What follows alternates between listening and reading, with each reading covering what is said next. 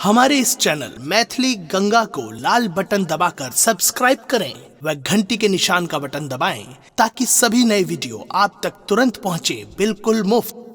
बहुत दिन से अपने लोकनि सुरेश पंकजक आवाज से दूर रहलहुँ, परंतु इंतजारक समय समाप्त भए गेल। एहि कार्य में प्रमुख योगदान गंगा कैसेट आ MM शर्मा जी के छै, जे लऽ कऽ आबि रहल छै मिथिलाक गौरवक लेल अपन कन्या। जाहि कैसेट में अपनेक सब सुरेश पंकजक आवाज सुनबे करब, संगहि मैथिल कोकिल अंजू झा आ संगीत से सजौने छथि कुमार पारस। तऽ लिअ मिथिलांचलक वर्णन से प्रारंभ अछि कैसेट अपन। पावन तिरुत देश परम प्रिय, पावन तिरुत देश परम प्रिय, पावन तिरुत देश परम प्रिय, पावन तिरुत देश, पावन तिरुत देश परम प्रिय, पावन तिरुत देश परम प्रिय, पावन तिरुत देश परम प्रिय, पावन तिरुत देश।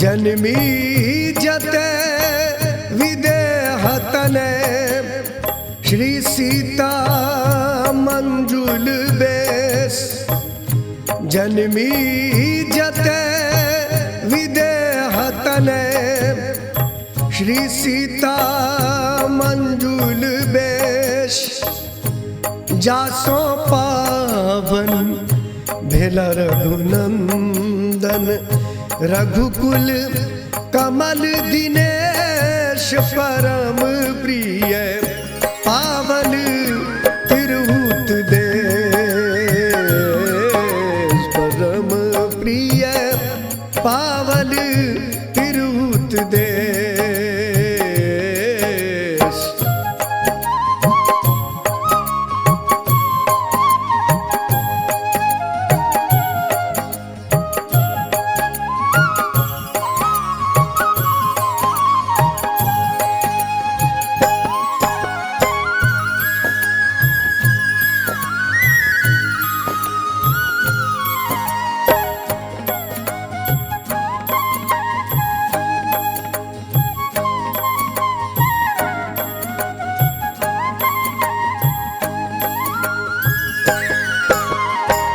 अष्टावक्र व्यास सुत शुक मुनि परम शांति शुचि बेस, अष्टावक्र व्यास सुत शुक मुनि परम शांति शुचि बेस, एला विदेह राजसन पेला, एला विदेह राजसन पेला, ज्ञान तत्व अनिवेश परम प्रिय, पावन तिरुत देश परम प्रिय, पावन तिरुत देश।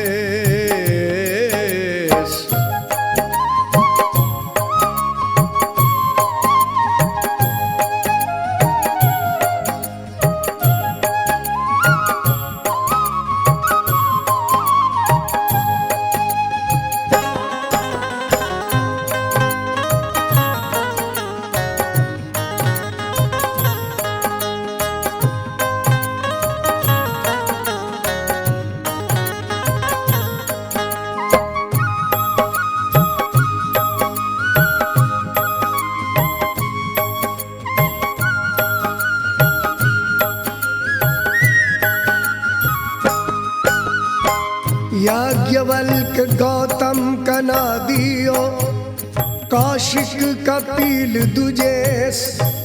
याज्ञवल्क गौतम कनादियो कौशिक कपिल दुजेश।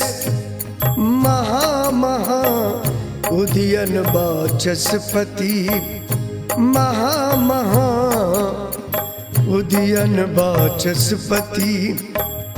जनक समान नरेश परम प्रिय पावन तिरुत देश। परम प्रिय पावन तिरुत देश।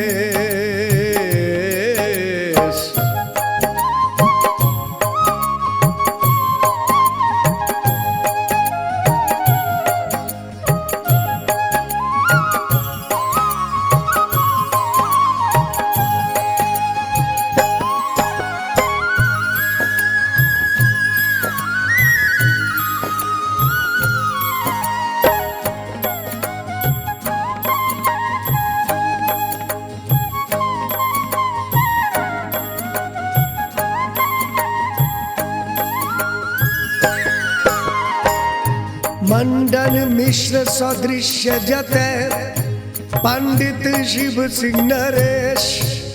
मंडल मिश्र सदृश्य जते पंडित शिव सिंह नरेश। मंजू चंचरिक कवि विद्यापति। मंजू चंचरिक कवि विद्यापति। गूंजत काव्य हमेश परम प्रिय